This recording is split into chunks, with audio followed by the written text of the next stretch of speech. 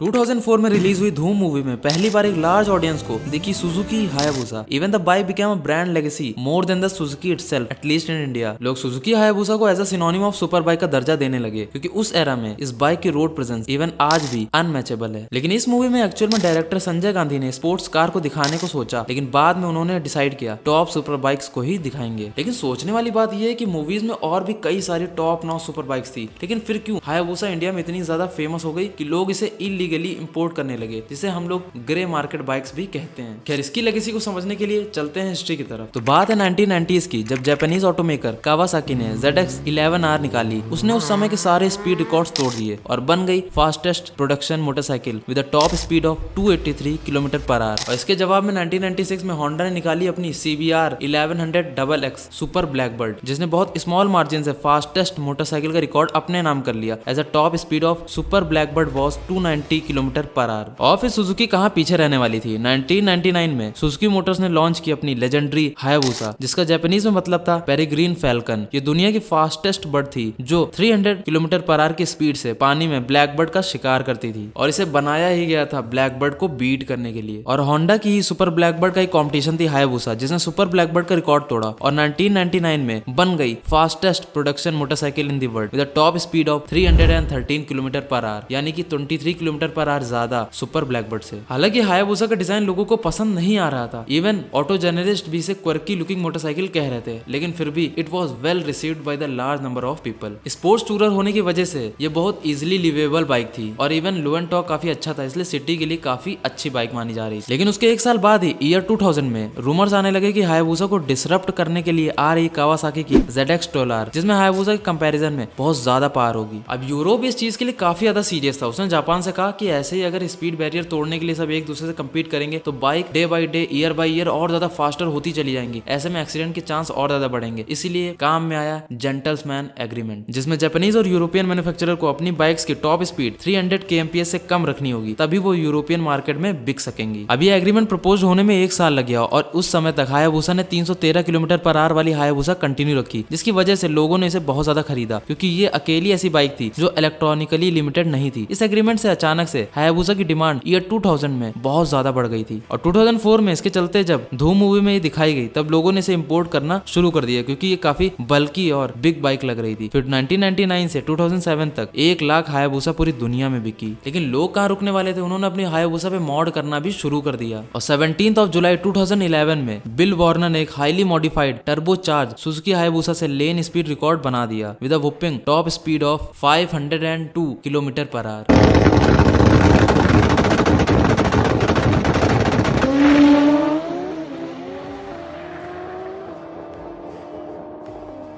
This was the ability of Hayabusa engine, chassis and handling balance. और लोग यहाँ भी रुकने वाले नहीं थे। हायाबुसा का इंजन इतना ज्यादा लेजेंडरी था कि लोग इसे स्पोर्ट्स कार में भी यूज करने लगे। इसके इनलाइन 4 इंजन में डुअल सिलेंडर हेड इंप्लीमेंट करके 2.8 लीटर V8 इंजन डेवलप किया और इसका नाम रख दिया पावरटेक RPA V8 इंजन। और इससे बनी SR8 कार, जो कि 455 bhp की लाइट वेट स्पोर्ट्स कार थी, उसने फास्टेस्ट प्रोडक्शन कार का भी रिकॉर्ड बनाया। अब किसी भी कार या बाइक के लुक्स अगर काफी वियर्ड हैं तो या तो वो हिट होगी या मिस होगी, लेकिन फॉर्चुनेटली हायाबुसा के केस में ऐसा नहीं हुआ, क्योंकि लुक्स काफी बल्की थे। और इवन इंडियंस ने तो कभी भी हायाबुसा को लुक्स के मामले में नेगेटिव कमेंट्स किया ही नहीं, क्योंकि इतनी बल्की लगती थी। इंडियन मार्केट में अगर आप देखो तो बाकी बाइक से सबसे ज्यादा यूनिक लगती है। मतलब ये सुपर बाइक नहीं, हाइपर बाइक लगती है, 1000 सीसी से ऊपर है। प्राइसिंग बहुत मेजर रोल प्ले करती है। इंडियन मार्केट में ये चीज सुजुकी को बहुत जल्दी समझ आ गई, इसीलिए सुजुकी ने हायाबुसा को इंडिया में असेंबल करना शुरू कर दिया। जहाँ CBU यूनिट लाने पर प्राइसिंग थोड़ी बढ़ जाती, वहीं CKD लाकर प्राइस कॉम्पिटिटिव रखने में सुजुकी कामयाब रही। जिस प्राइस में हायाबुसा इंडियन मार्केट में लाई गई, उस समय 1400 सीसी की हाइपर बाइक कोई ऑफर नहीं कर रहा था। और इस तरह लोगों की जुबान पर सुपर बाइक सुनकर बस एक ही नाम नजर आ रहा था, हायाबुसा। और इस तरह इंडियन मार्केट में हायाबुसा ने रूल किया। हायाबुसा को भी इंडियन मार्केट समझ में आ गया था। आज एक नॉन बाइकर भी एक हायाबुसा का सपना जरूर देखता है। जहां बाकी ब्रांड्स की super bike day by day light weight और स्लिम होती चली जा रही है, वही हायाबुसा ने अपनी लेगेसी को मेंटेन रखा। उसने रिटेन किया वो वेट, उसने रिटेन किया वो बल्कि लुक्स, और उसने रिटेन किया वो इंस्ट्रूमेंट क्लस्टर, जिससे लोग बहुत ज्यादा प्यार करते हैं। तो शायद इसीलिए आज भी हायाबुसा लोगों के दिलों और दिमाग में बसी हुई है। खैर, आपके पास अगर 20 लाख हुए, क्या आप एक 10R लोगे या फिर एक हायाबुसा लोगे? कमेंट सेक्शन में जरूर बताना।